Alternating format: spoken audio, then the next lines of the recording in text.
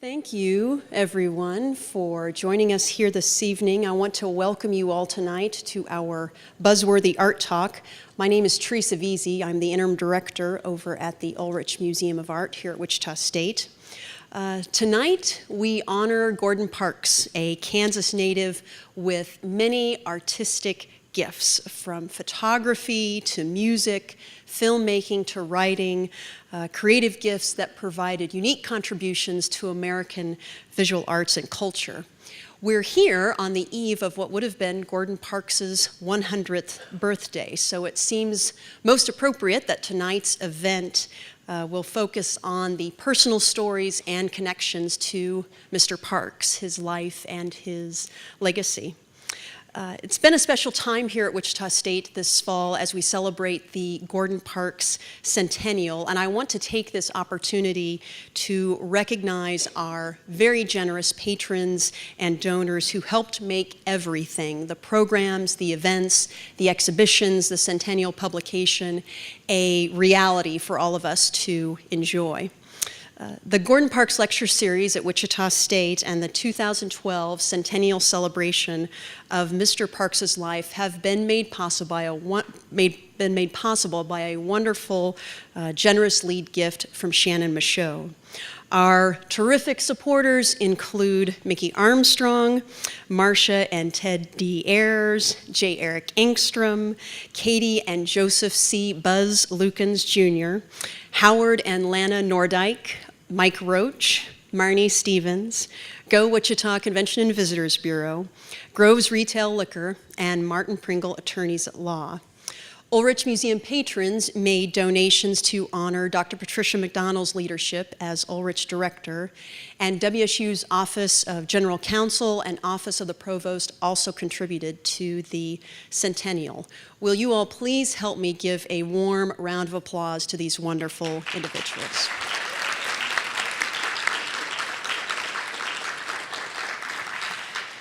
The development and execution of the Gordon Parks Centennial celebration here at Wichita State was truly a team effort, and I want to recognize those committee members who helped organize not only tonight, but all of the Centennial activities. Ted Ayres, Office of General Counsel, Dr. Bill Bischoff, Fairmount College of Liberal Arts and Sciences, Amy Geist, Ulrich Museum of Art, Dr. Donald Gilstrap, University Libraries, Dr. Linnea Glenn May, Office of the Provost, Wendy Haynes, College of Fine Arts, Carmen Heitch, Office of University Relations, Dr. Lorraine Madway, Special Collections and University Archives, Dr. Patricia McDonald with the Wichita Art Museum, and Dr. Rodney Miller in the College of Fine Arts.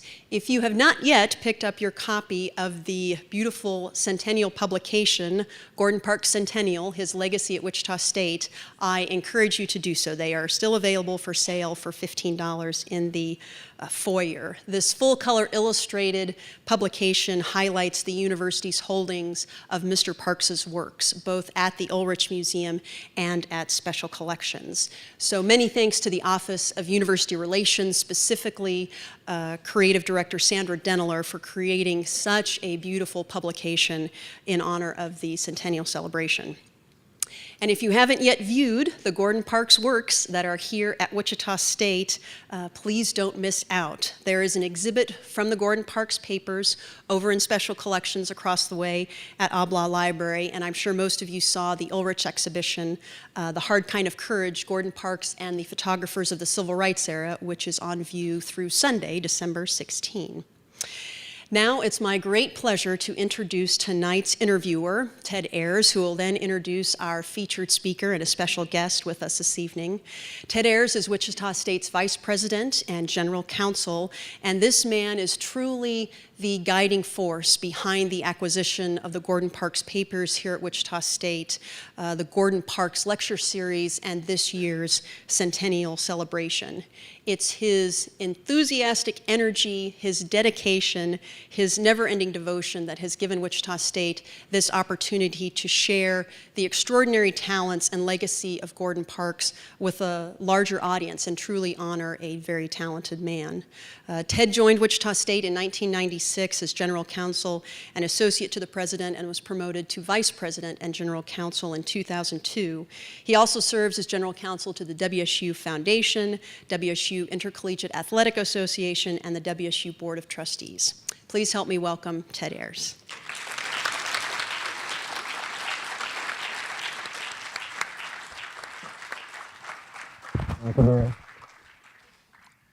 And before Teresa gets off the stage, I think that this is a very appropriate opportunity and time for us to thank her for her outstanding leadership as Interim Director of the Ayres Museum.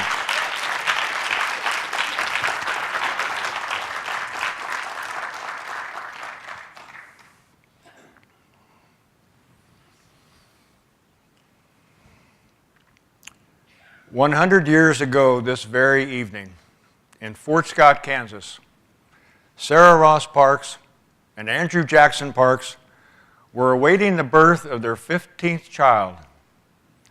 I cannot help but wonder, was Sarah aware that the time was near? Was the baby sending messages that the time was near? What we do know is that 100 years ago, on November 30th, 1912, Gordon Rogers Alexander Buchanan Parks was born. Welcome to all of you, and thank you so much for joining us for what I anticipate will be a very special evening. A celebration of the life of a creative genius who from humble beginnings achieved and earned international fame and celebrity, with insights from someone who knew him so very, very well. As you know, this is the concluding event in what has really been a year-long plan by our university to honor and pay tribute to Gordon Parks. Before I introduce and bring Genevieve Young to the stage, I want to introduce another important visitor from New York City. In addition to being a professional colleague, this young man has become a personal friend, not only to me, but to Wichita State University. As Executive Director of the Gordon Parks Foundation, he is doing some very exciting things. Immediately before coming to Kansas, he was in Paris, France, where he joined the American ambassador to France in celebrating Mr. Parks' centennial at the American Embassy. When he leaves here, he and Miss Young are going to Atlanta for a meeting about another project relating to Gordon. And as a part of the centennial year, he has spearheaded the production of a 5-volume retrospective on the collected works of Gordon Parks, produced by Steidl Publishing Company in Germany, the world's premier photography book producer. Ladies and gentlemen, please help me give a warm Wichita State University welcome to the Executive Director of the Gordon Parks Foundation, Peter Kuhnhard Jr.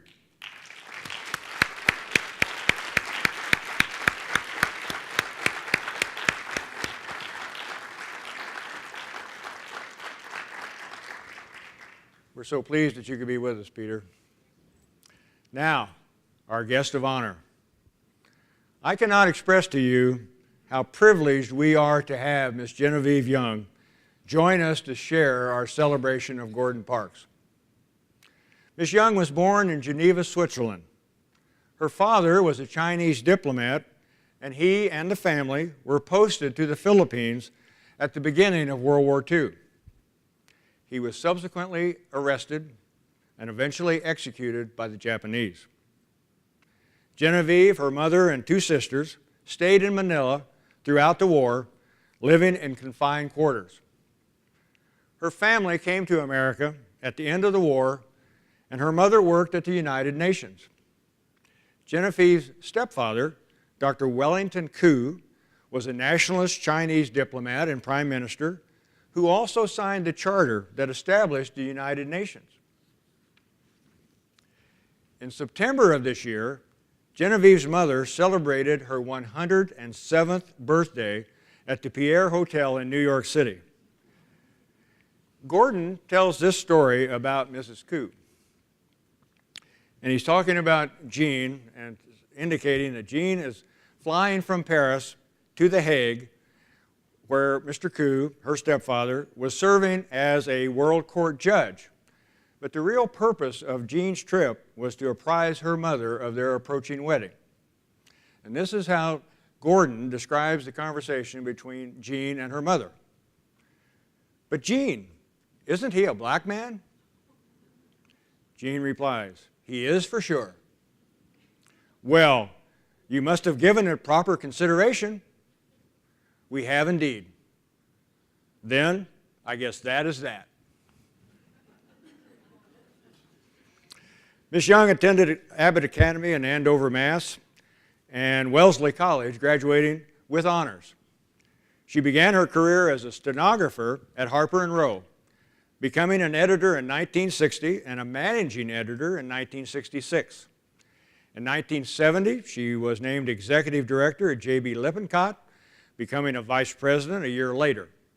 In 1977, she became a senior editor at Little, Brown & Company and editor-in-chief of the Literary Guild of America in 1985. She was named editorial director and a vice president of Bantam Books in 1988, retiring from that position in December of 1992.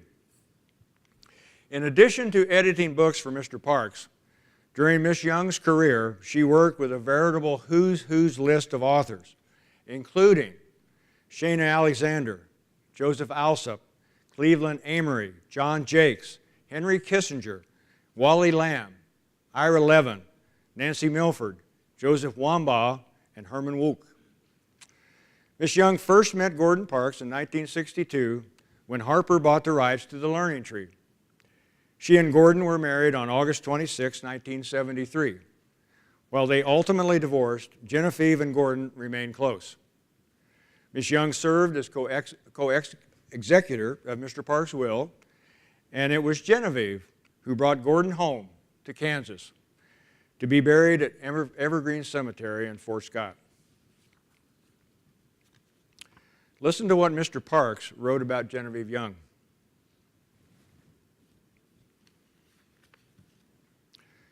"Without the slightest doubt, my most devoted literary advisor through the years has been my editor, Genevieve Young. As my wife, Jean also brought incomparable happiness to my existence. Her soul was deeply implanted into mine during the penning of my first book, The Learning Tree, and it has remained there. Without Jean's guidance, the other books I finally wrote would never have appeared." Ladies and gentlemen, I'm honored and privileged to ask the elegant, the remarkable, the gracious, the wonderful Genevieve Young to the CAC Theater stage. Please help me welcome her.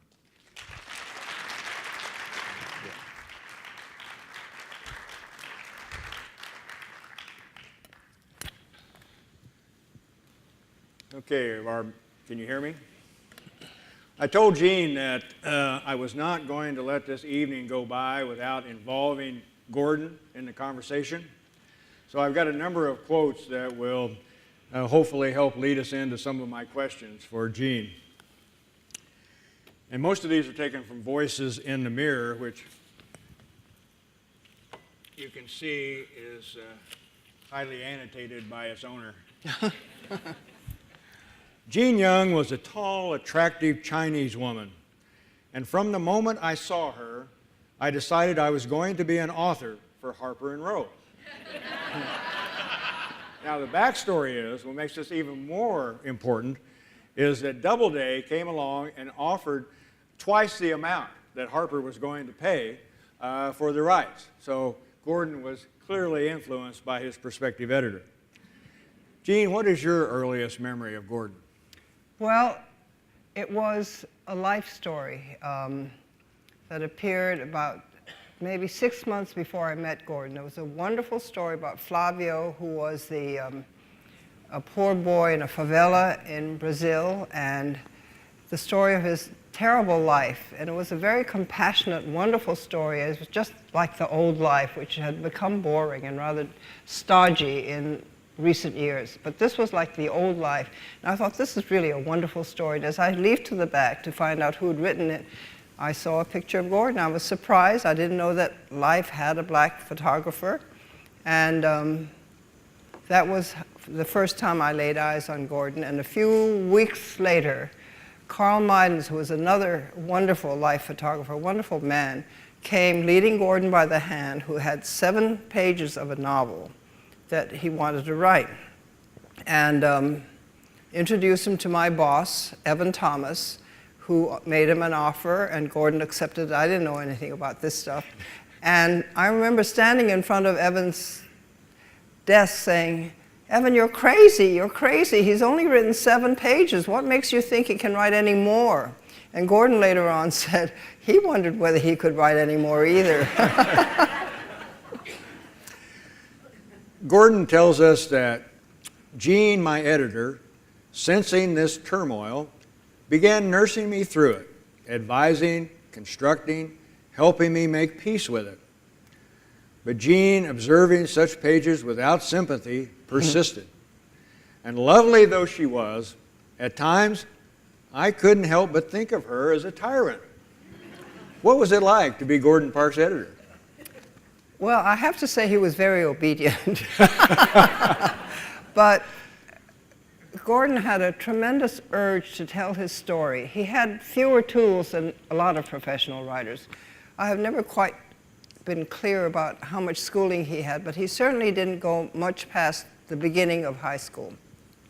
So everything he'd learned on his own by reading, thinking about it.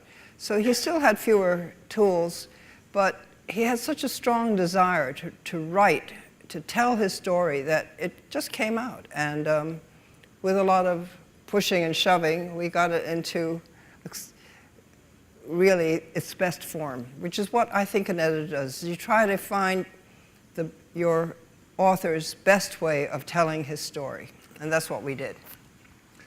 What was his creative process? And we have been talking over the last couple of days, and you've indicated that Gordon was such a perfectionist that he wanted that first chapter to be perfect. God, yeah.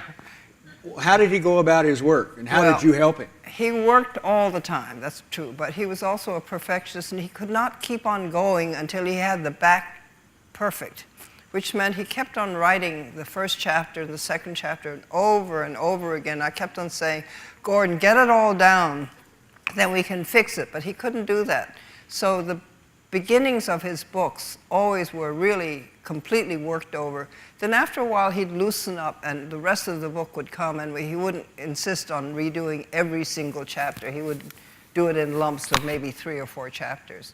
But he really worked all the time, and usually in the middle of the night, because in the daytime the phone rang constantly. So Is it true that he always had music playing in the background? yes.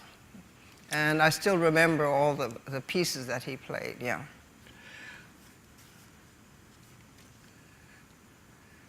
I think this is a wonderful story, again, from Choice of Weapons that Gordon tells. And Jean can verify whether it's accurate or not, but I think as Gordon tells it, it's a great story. Working on the new book brought Jean and me closer when I returned to New York. Our friendship took on an added warmth, and no longer did I mind her pushing me harder towards becoming a better writer. At dinner one night, I allowed caution to wear off. Looking up from a big steak as I abandoned it, quote, "Jean, forgive me, but I think I have fallen in love with my editor." The reply attributed to Jean was, "It's the wine, Gordon." Authors do silly things like that from time to time. Jean, when did you realize that your relationship was more than a professional one? It took a long time, really. The thing about Gordon is he was never there. He was always somewhere else and writing letters. And I got fonder and fonder of him, and every time he came back, I was really gladder to see him. But I was married, he was married, he had a little girl. Matters did not progress for really, literally years, until finally we decided we really had to get married. And so I got a divorce, he got a divorce. And I liked his wife a lot, and she's really been a terrific woman all the way through. We got married, but it really took almost a decade to do this. But I think his recollection is a little romantic, because I remember it being sitting in the bar of Louis XIV when I was about to catch a train to go home to Great Neck. And I remember getting up rather indignantly and leaving to go to Penn Station. It was really rather more prosaic, I think. Gordon was always a great romantic. He was indeed. Yeah. I like his story better, too. We had the opportunity this morning to visit Special Collections, and Dr. Madway and Dr. Gilstrap and Lucy Waldrop and others, they pulled out some things for Genevieve to look at and Peter to look at. And one of the files that Genevieve was able to see was a file about this thick of letters back and forth. And we all remarked at the time how people do not write letters, do not correspond, let alone save them. And these letters were literally from all over the world, weren't they? And Gordon saved them. Gordon saved everything. Okay, so Gordon saved my letters and his letters, my letters to him and his letters to me, which I think is quite remarkable. Gordon again says, "Later, I lay in bed thinking, remembering those early years. She was lovely then, even lovelier now. I adored her eyes. When moonlight touched her face, it took on the color of everything that was beautiful." Obviously, Gordon has written vividly, Gene, about you and your relationship and your marriage. Did you agree with all these sentiments, or when you saw that in writing, what was your reaction? I never saw that in writing. This is the first time I've ever seen it. What was it in? Voices in the Mirror. Page 322. You know, that Nantalise politely sent me the manuscript of that book. And I'm an editor. I read all the time. I had piles of manuscripts, and I never read it. I mean, I'm sure she wanted me to fix any dates because all the dates were wrong, but I never looked at it. I thought, let Gordon tell his story. It can't be that wrong, so that's one of the things. And I never read it, so I never to this day, I haven't read that book. Well, you've talked about Gordon being a romantic. In your daily life, did he talk to you this way, or was your marriage like it was, this is your life and you did what you had to do, the routine things, or did he communicate to you these wonderful sentiments as you were Well, living? not in that flowery prose, but I really knew he loved me, and he was very huggy and affectionate. Good. And we had too little time together. I mean, he was always going somewhere, basically. But I remember one funny evening, we took all the, Gordon loved candles. We had candles all over the house, so we took all the candles together, melted them down, and put them into bowls. And we had a great time making new candles out of old. That's the only time I remember spending a whole night not doing anything except chuckling and having a good time. Fantastic. Very rare. Fantastic. And was this in the apartment at United Nations Plaza? Mm-hmm. In Voices in the Mirror, there is a photograph of you and Gordon in bed working. And the photograph is by the renowned Alfred Eisenstadt of Life magazine. Could you tell us the background of that photograph? If I could take that photograph back, boy, would I do it, because I really got completely razzed by everybody I knew. What happened was Alfred Eisenstadt had just retired, and he was much loved by all of his fellow photographers and the editors.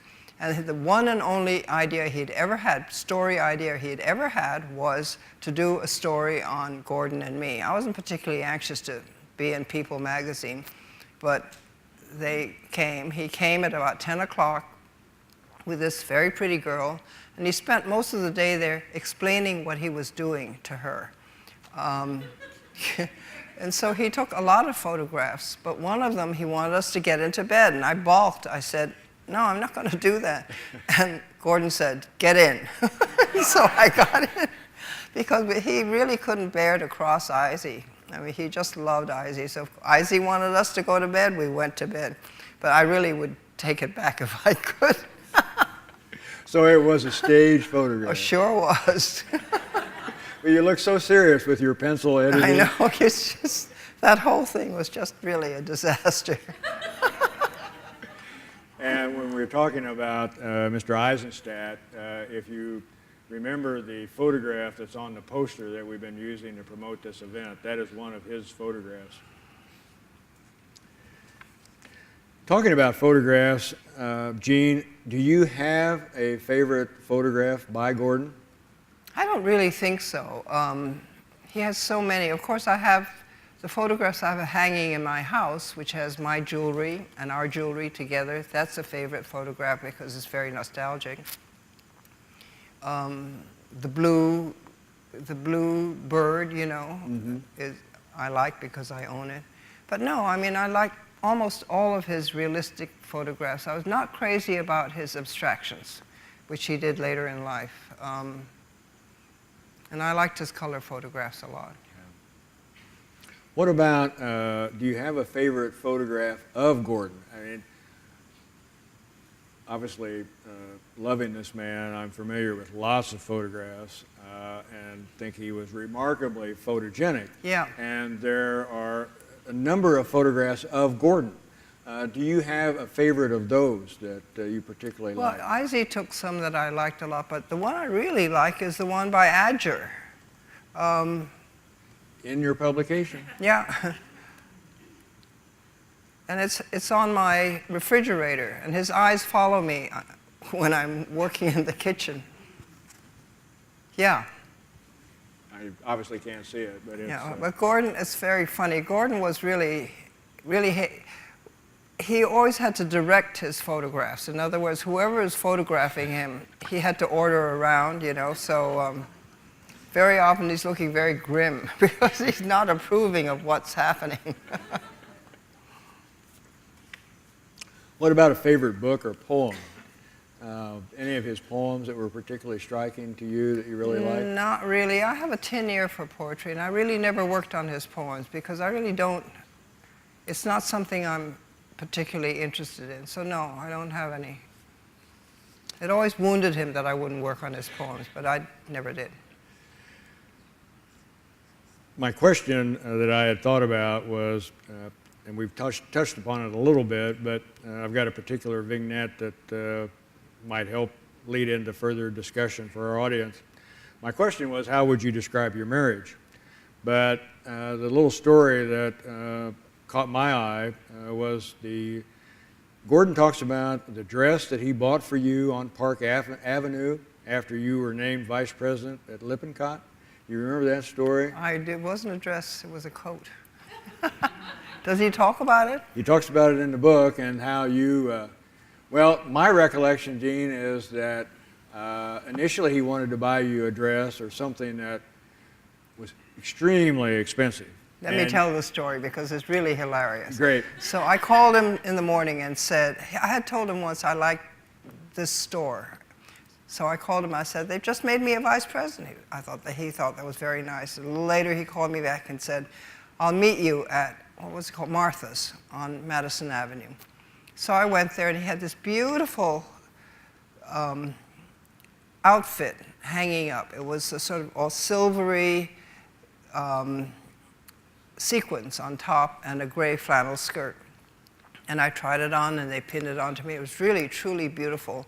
And I took it off and I was sitting there and I just happened to look at the tag. And first I thought it was a serial number. Oh, it was 7,600 and something like that. And I said, Gordon, do you know this costs as much as a car? And he said, ah. And I said, Gordon, this is $7,000 something. He said, what? It was a Norman Norell. He had photographed Norell's clothes. Of course, he had never known how much they cost, you know, because you don't need to know things like that. So we went into this panic, and I said, no, no, no. I said very loudly, I can't let you buy me a dress that's that important. So we ran around the store looking for something to buy to take the place of that, and we bought a coat that I never really liked very much. It had a huge fur collar. We escaped, phew, you know. that's the story of that. Well, that reminds me of some of our discussions in the last couple of days, and I think you remarked, and that Gordon touches on it in some of his writing, that Leslie, his very youngest daughter, he and she did not share opinions as to clothes. Could you talk about that a little bit? Well, every pre-Christmas time, he would take Leslie to buy her Easter, her Easter outfit. And his idea of an Easter outfit was a nice little hat and a nice little coat and white socks and Mary Jane shoes.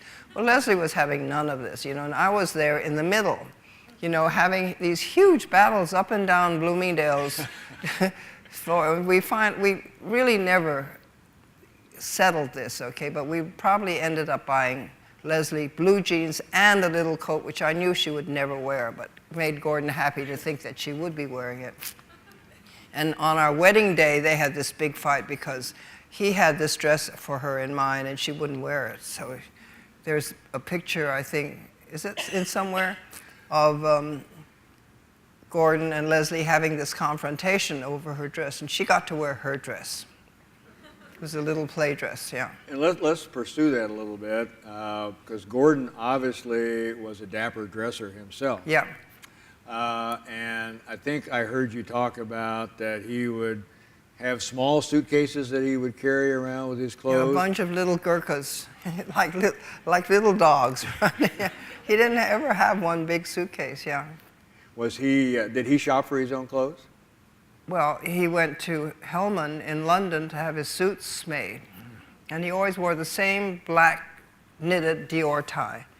And shirts, I guess he had shirts. I never saw him buy a shirt in his life. But yeah, he was a really good, he cared a lot about how people looked. And I think that is probably a minority syndrome thing, is that really we always had to be well turned out. Yeah. Did he offer you suggestions on your clothes? Yeah, and he had such old-fashioned ideas. He liked these fur boas, I didn't like, with the head biting the tail, that kind of thing. We didn't, I was pretty strong-minded about what I wanted to wear.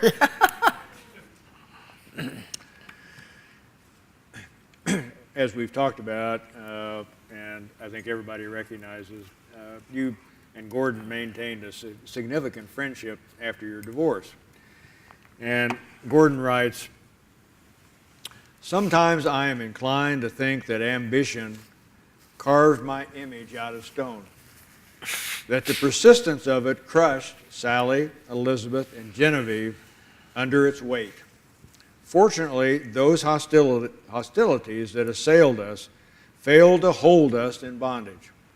I am still there if they should need me, and if I should be in need, they are there for me." How were you able to maintain that close relationship with Gordon? It was easier to have a little distance from him, in other words, and not be responsible for absolutely everything in the household. What happened was I really just wore out.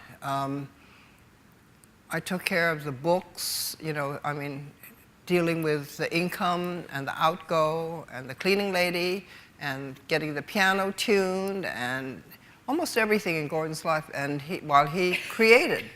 And he really needed a nanny and a lawyer and an accountant, and after a while I just got tired. So when I removed myself a bit, and he survived, I knew he would, we were much friendlier. I wasn't resentful anymore, yeah. How much contact did you have in those later years? How often would you see each other? Would you talk on the telephone? There were actually a long time when I, would maybe talk to him once a month. But then when he started getting rather frail, I sort of came back in and came to entertain him. We'd have little lunches. I'd bring the sandwiches. And one of the things we did, because we had to have something to do, was to have him sign all his photographs. We did that, and he had an adoring neighbor, Claire Yaffa. Claire came too, so we'd have a little lunch every week and sign photographs and have a good time. Fantastic. Yeah. And what about Sally and Elizabeth? Would you say you were close, or did you have a... Sally I hardly ever met. I think I only met her once. Really? When the opening of the Corcoran Gallery. Sally was there, and I gathered us all up for a photograph of Gordon's 3 wives. But that's the only time I met her. She was quite old and living in a senior residence by that time. Liz and I were good friends. I mean, I always liked Liz, and I think Liz always liked me. And she remarried and lives out in the West Coast now. Yes, she. Mm-hmm. But when she was, you know, we shared Leslie, and Yeah. it was just very easy. You know, Leslie was never resented me. I mean, they called me Mama Jean, and we'd never had any problems over the custody. How old was Leslie at that when you got married? Well, starting, she was about 7 or 8. And is Leslie still, is she in New York? She's in New York. She's a chef. She has 2 boys, 2 actually beautiful boys. She married a chef. And do you see her at all? Yeah, I do. And do you have contact with Elizabeth, even though she's on the No, West Liz Coast? is out in the West Coast, and I haven't seen her for a long time. We all think of and are proud to claim Gordon as a Kansan. Did he talk much about Kansas, growing up in Fort Scott? Really anything that would indicate to you his feelings about Kansas? Not really a whole lot. You know, Gordon was really forward-facing. He thought and talked about the future. Once in a while, he'd mention something about one of his boyhood friends, you know, who he really felt close to still. But I don't remember him talking much about Kansas at all. He'd done the movie. I think he'd gotten it out of his system, you know, the nostalgia, etc. You know, so we always talked about what he was about to do. Yeah. Well, that sounds exactly like him. But we do know that he obviously experienced racism and discrimination in Kansas. And for a while, I think my perception is that he was bitter about that. Oh, yeah. And did he talk about his feelings about that or discrimination in general? Did you have conversation about that? Not really. I could tell when he felt, for instance, there were times in New York he could not get a cab, okay? Taxis just bypass black people, okay? And that would make him mad. He never talked about it. I used to be able to feel sometimes when he felt angry at something that somebody said or something people did. As a mixed couple, did you perceive any different sort of treatment in New York or around? No. However, when we went to Vail, the first year that we were married, no, I think it was the year before we were married. We were just living together. Gordon had both his grandson, Alan, and Leslie, who was 8. And I thought, what am I going to do? And Alan was like 13. I thought, what are we going to do with 2 ill-matched kids in the city? So we all dragged them off to Vail. And the kids learned how to ski. I learned how to ski because of that, and so did Gordon. And years later, they did a book on the beginnings of Vail, and there we are in this book. Apparently, the town was agog. And I had no idea. But it's mentioned in the book. Well, and I know that Alan is a devoted skier still. Yes, exactly. We started him on his career of skiing. And we know that his parents were obviously very important to Gordon and very influential. And my personal belief that it was Sarah that really laid a guiding hand on his shoulder. Did he talk about memories of Sarah and Andrew? He did, and not about his father, but his mother. And his mother, I kept on saying, she couldn't have been a living saint. And Gordon would say, yes, she was. I couldn't have been that good. Yes, she was. He really thought that Sarah was the best woman he'd ever met in his life, and that she had no flaws. So. And when working on the learning tree, was that especially apparent at that point in time? Well, that's when I was saying, she can't be that good, you know. She was, Gordon said, yeah, and it stayed in there. Going back, another story that I've had the privilege of hearing relates to the Rolls Royce, Gordon's Rolls Royce. Yeah. Would you tell that story to the audience?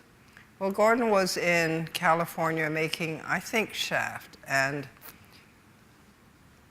he had to rent a car, and the studio would pay for it, but no, Gordon wouldn't rent a car. Gordon bought a Rolls Royce and for quite a lot of money, and then he spent quite a lot more money having it painted blue with a faint red line around the thing. And I remember yelling at him and saying, you know, Gordon, it's just crazy. You know, the studio would pay for a car, so why are you spending all this money for a Rolls Royce? He always wanted a Rolls Royce. And I remember I was out there with him. It had a terrible electrical system. It just quit on the Santa Monica freeway. And I learned one thing, which is that nobody stops for a Rolls Royce. We just stood there. Well, after he was finished with Shaft, it turned out he sold the Rolls Royce for a lot more money than he would have gotten as a refund for his rental car. So he really came out okay on that car. And he loved having it. Oh, I it was bet. one of those old Rolls Royces, not a new one. Now, did he drive, or did you have a driver? Did he have a driver? Oh, he drove, yeah. I think we've got a microphone, or I know we do. We might take a minute here. Are there any questions from the audience that somebody would want to pose to Ms. Young?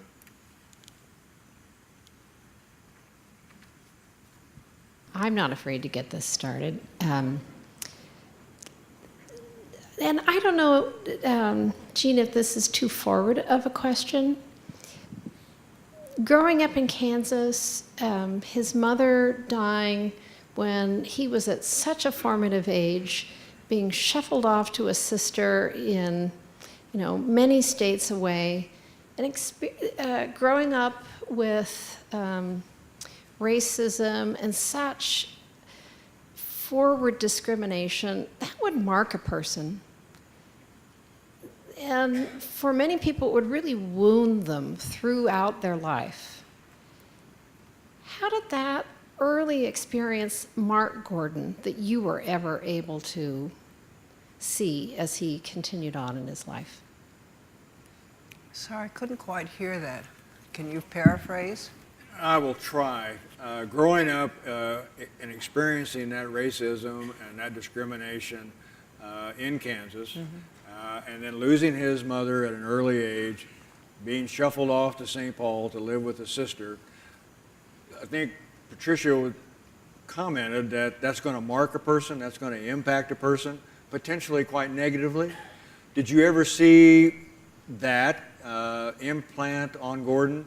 Or I guess I would supplement, how do you think he was able to overcome that? I think that's what gave him his drive to succeed. Though we always joke that if he didn't succeed, he always could become a short order cook. He was really a terrific cook. No, I think that's what drove him, was his memory of all the slings and arrows and the losses that he'd had. But it didn't embitter him. Good, good.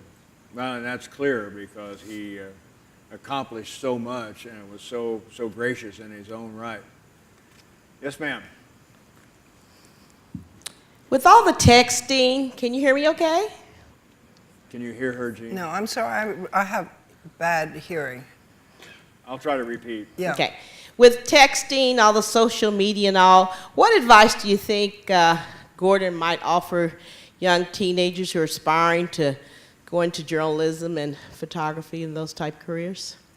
Question, Jean, is that in today's world of texting and social media, what do you think Gordon would advise someone who wants to be a writer or get into the creative arts with the lack of real writing experience and the correspondence that we talked about?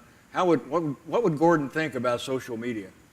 Well, I think he'd be awash. I mean, I don't think, he was never technologically very adept. Even girls would come and sit at his feet to talk about f-stops in his camera, and he would look just dazed and bored. He just did it. And I think that if anybody wanted to know how to write, he would just say, just do it, which is what he did. He just did it. When he decided he was going to write a novel, he just did it. Takes guts, but that's, I think, what his advice would be. Do it. And it strikes me that it would be very appropriate to ask you the question, Jean, with your background, very distinguished background as an editor, and in the publishing industry, what advice would you give to young people who want to get into writing and the creative arts? Well, you know, as an editor, I feel that there are too many writers. And it's really hard, and it takes a lot of luck to succeed as a writer, and it doesn't necessarily mean that you're good or bad, that you fail or succeed.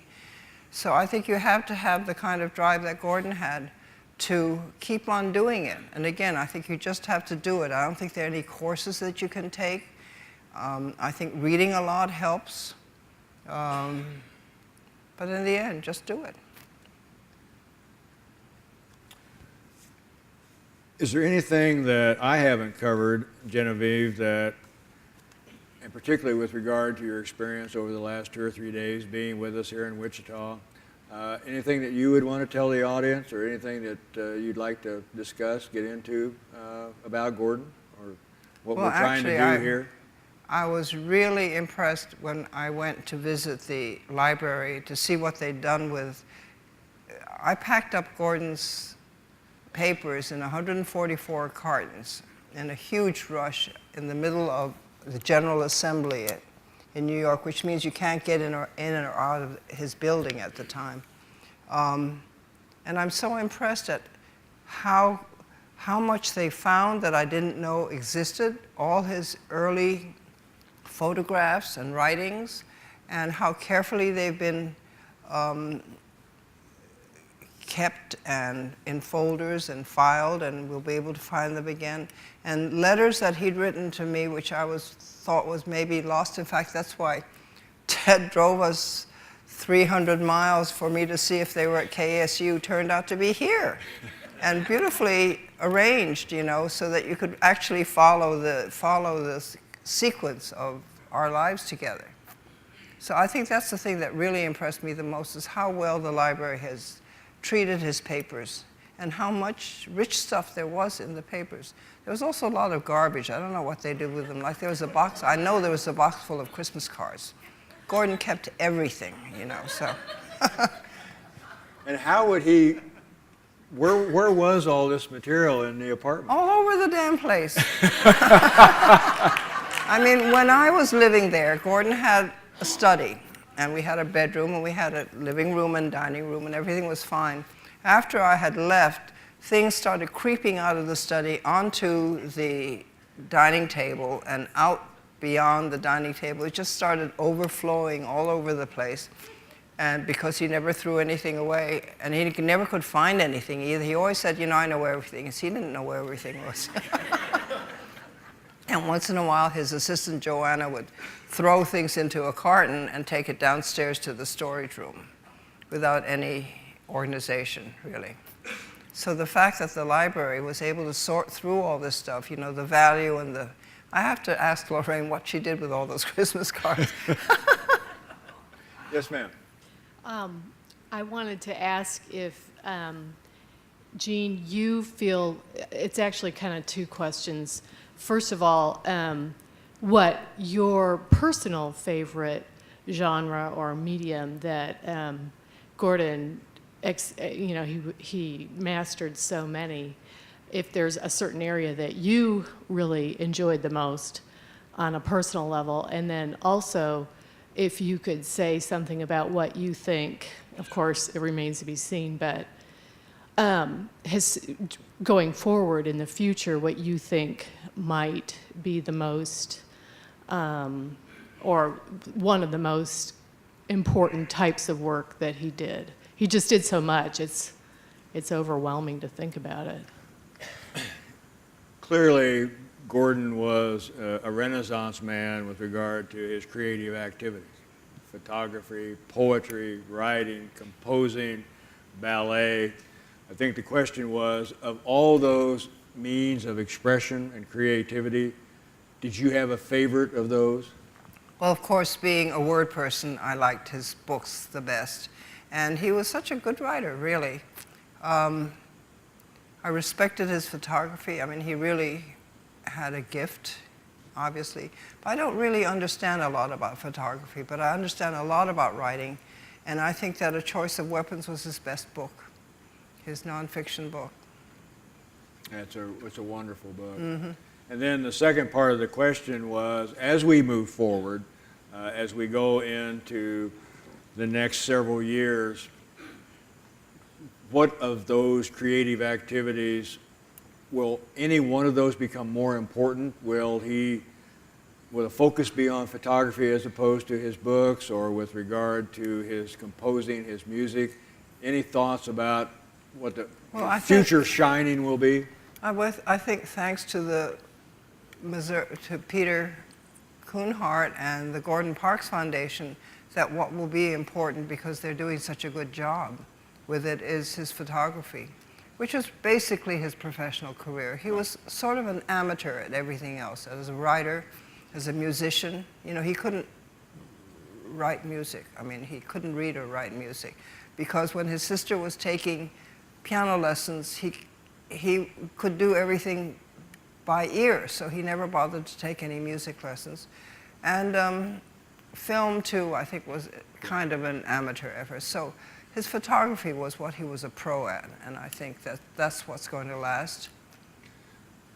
And that was his profession, although I think that his work in the film industry and what he did for the African American community and the pride that Shaft brought to so many people, I think that is There was a lot of backbiting too, you know. Well, tell us from the black community, about how it showed, you know, a criminal element. There was a lot. He was quite wounded by that. It's the fact, really? Yes, is the fact that the black community really, there was a section of it that criticized Shaft as being the wrong message to send to young people.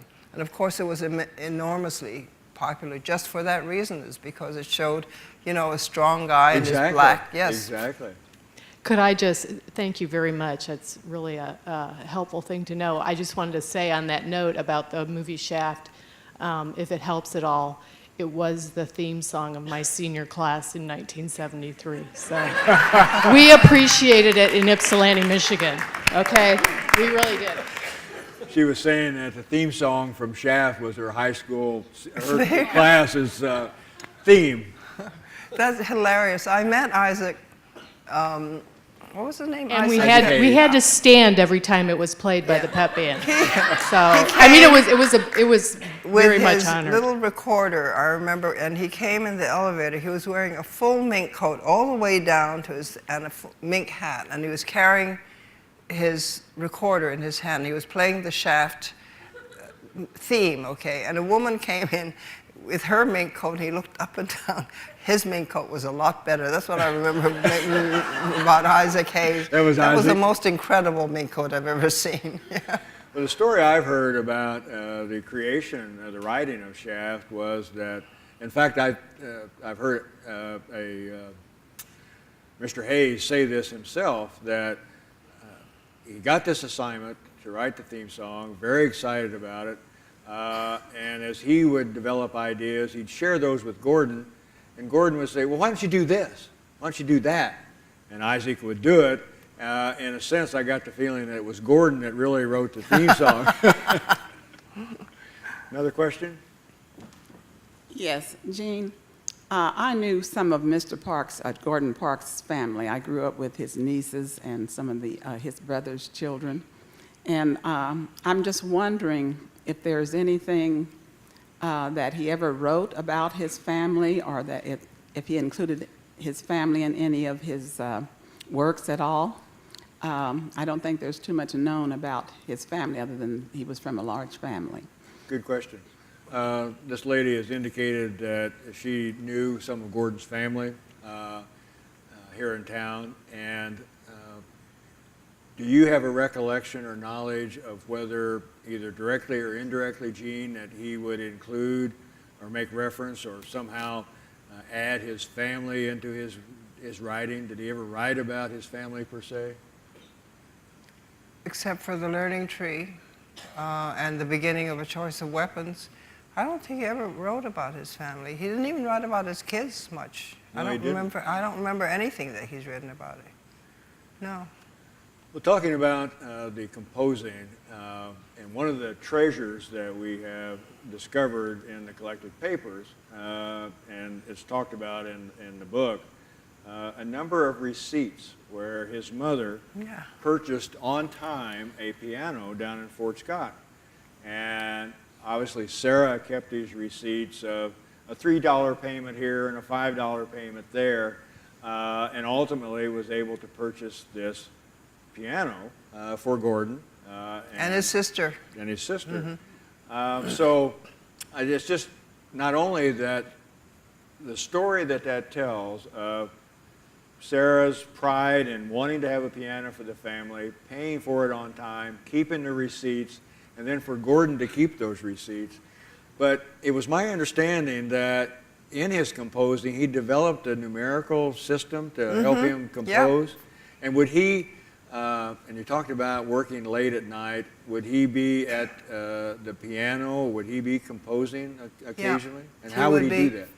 But almost on his deathbed, he was still writing his little system, you know, which we found by his bed.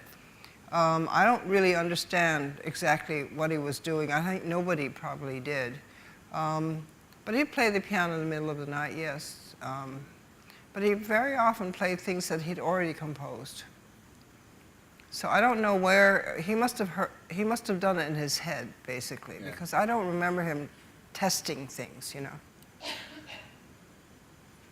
And we talked about, and again, this is a personal question, if you'll allow me, but it strikes me as of interest that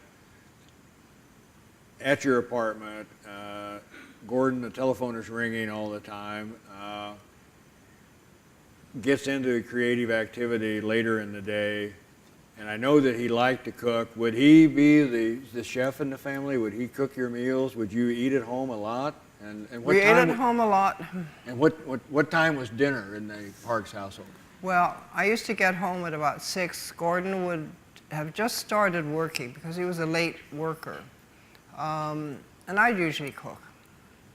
And we'd eat.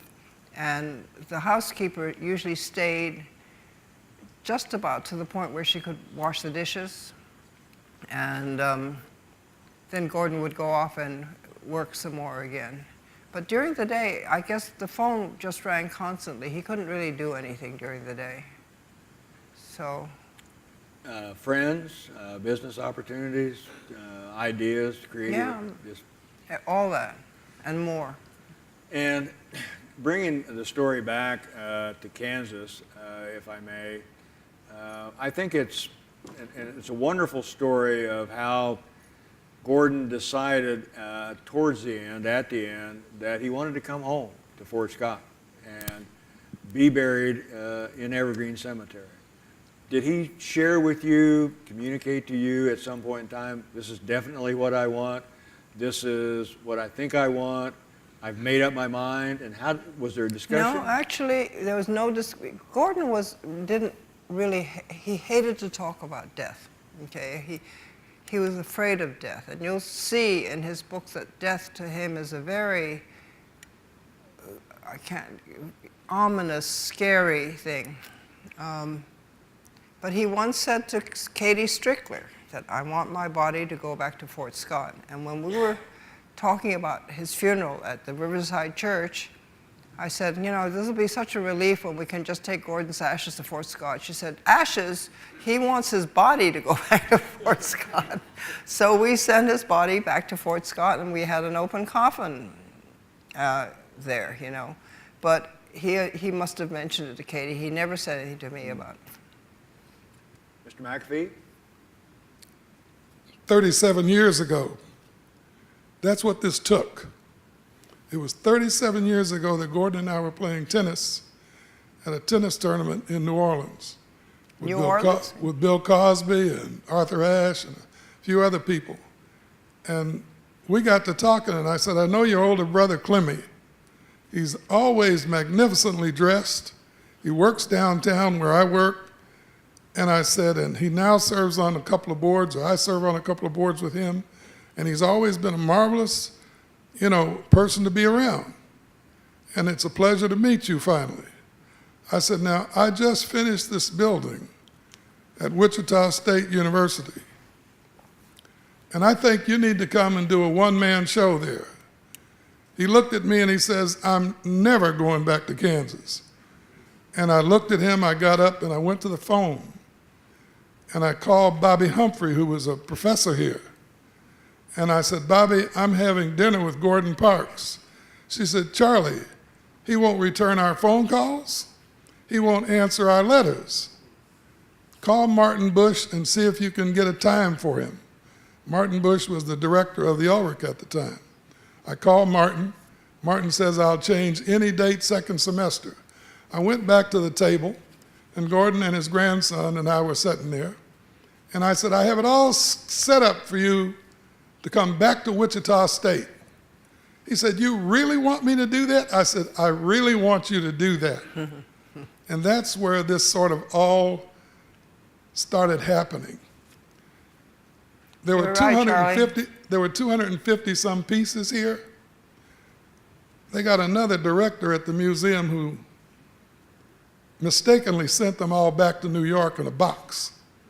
Now, the beautiful part about that was, those were the things that he used to create Half Past Autumn, which made him an awful lot of money with all of the different editions that he did. I only want to stand up here and to thank all of you who have brought it this far. And Gene, I am so proud that you have blessed us to come to Wichita.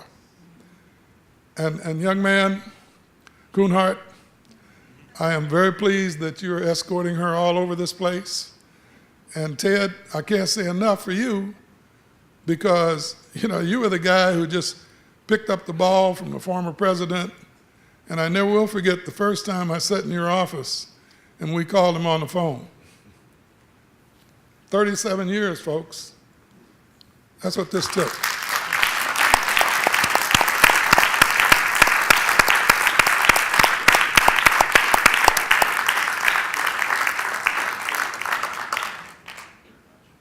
I just want to say that it's been an extreme pleasure to have Genevieve with us, to have Peter with us, to come out from New York City to be here and help us celebrate this culminating event of our centennial activity. And it is thrilling to me to know that when again, thinking back 100 years ago, what was going on in Fort Scott, Kansas tonight and tomorrow. And you may know the story. If you don't, if you do, too bad, because I'm going to tell it again. If you don't, you'll enjoy this.